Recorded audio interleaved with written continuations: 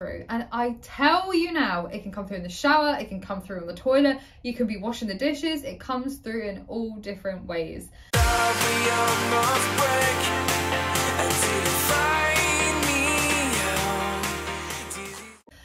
So today I want to talk everything and anything to do with how you can incorporate creativity within your business. So anyone that's new here, welcome. I'm Annie, I'm your host. I talk all things to do with creativity, mindfulness, spirituality, how to expand your life, and so much more. If you haven't already, don't forget to hit the subscribe button and notifications bell just to remind you of when these videos are coming out. So I'm going to break this down into 4 points. I'm going to make this very basic, very simple, but a lot of depth within it. Number 1 is allowing problem solving into your business as well as your life. Integrating it in these 2 areas can allow you to have a different way of living, to enable and allow you to expand your creativity more than you ever have in the past. In the business, problem solving exercises we've all heard of, but often what's missed is the playfulness within that, because there is such a corporation, strategy, seriousness with all of it. What if we were to just go, this hour is purely just for fun, problem solving, without judgment and full support of everyone around us. And let's just take away the idea of we might be in suits, we might be in uniforms, we may have all these roles, but I'm just the same as you. The person I'm looking at through this lens, through your eyes, is a soul in that body, and I am the same as you. And you can look back at me and see, okay, I see in this girl's eyes right now, she's another soul in a body that is experiencing life with me. Allow the connectiveness to come through in these problem solving exercises. And then from there, I want you to incorporate and set the intention of being the most playful, self-expressive self you possibly can. Why? Because when we're the most expressive self we can be, often that's where that spark comes in, straight through our heads, straight into our minds, and boom, right, okay, that's an idea right there. Why have I never thought of this? That's a solution to the problem. And to be honest with you, that is where my biggest breakthroughs have ever happened, when I set the intention just to play and create in the moment, because I have no pressure on myself in that. When I can be so grounded in here and now, I can enjoy the process. I can enjoy what I'm doing. I can engage what I'm doing properly without my mind thinking, what else am I doing right now? And we're focusing on one thing at a time. And what do we know when we multitask? We don't actually do it as efficient if we were to do one thing at a time. Just a heads up guys, if you're enjoying this video right now, don't forget to subscribe, hit the notifications bell to have more up-to-date videos coming out every single week, every Saturday. Number 2 is creating a mindfulness creative space for yourself to tap into. This does not have to be a lot. This could literally be, I've got a cushion and this is my creative cushion, and when I sit on it I meditate, and the purpose of it is for me to get all the ideas and inspirations. You can go as far as what I've done. I need my own space. I need 4 walls of my creative zone, and I have to have everything creative in there. I've got my wall art, I've got the different inspirational ideas that are coming along nicely. I've got my little mindfulness practice in the corner here. You design it how you create and envision it.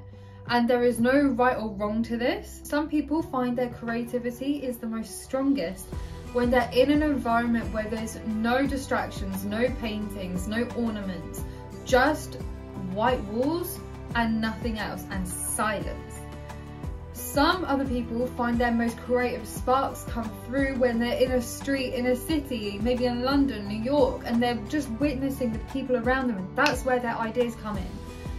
Some people need objects and things around them to allow their minds to tell a story, to then be like, oh my god, the story goes like this and like that, and I'm creating in real time just from witnessing around me and noticing, regulating my nervous system to see, oh, this is here, this is there, and then that can go to here.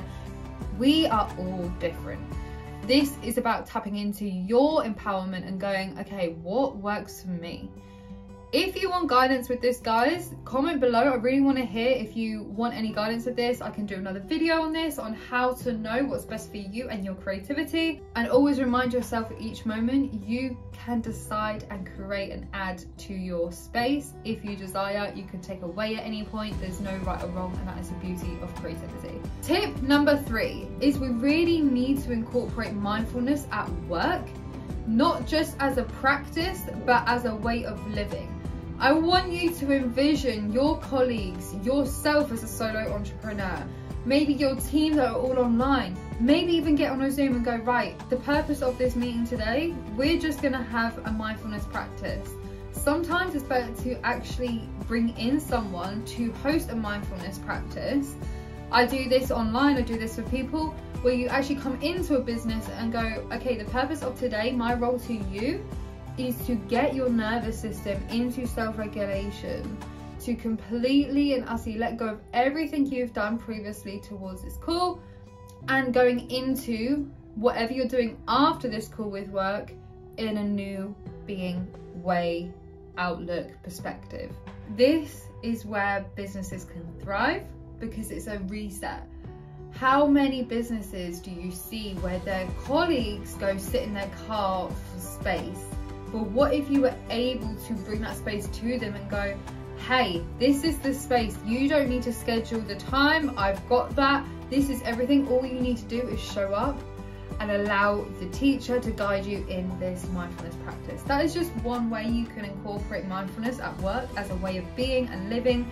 And the people that are in teaching can allow each student, so each colleague, to know this is how I can integrate this in my work life, and it can ripple effect into the home life and so on. Another way of bringing mindfulness into the work is allowing and giving each colleague and yourself, because you are not excluded in this, is just 2 minutes to breathe.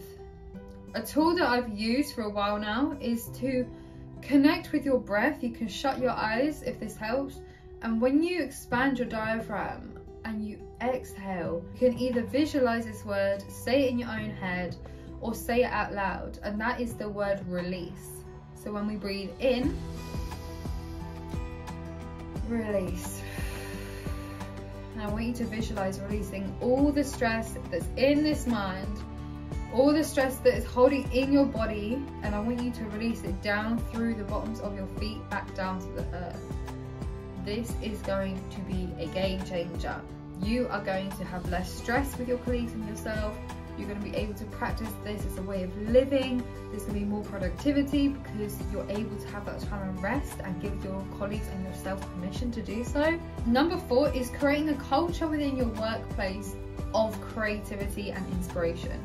Allow each individual to have their own uniqueness, where we cultivate a mindfulness creative culture within our workspace that can allow us to expand more in other areas of the business, of our lives, as us as CEOs, entrepreneurs, solo entrepreneurs. And what I mean by this, to be really specific, is when we're problem solving in a business, whatever your position is, you could be wearing all the hats, you could be wearing one hat, but you specifically to incorporate this culture of creativity.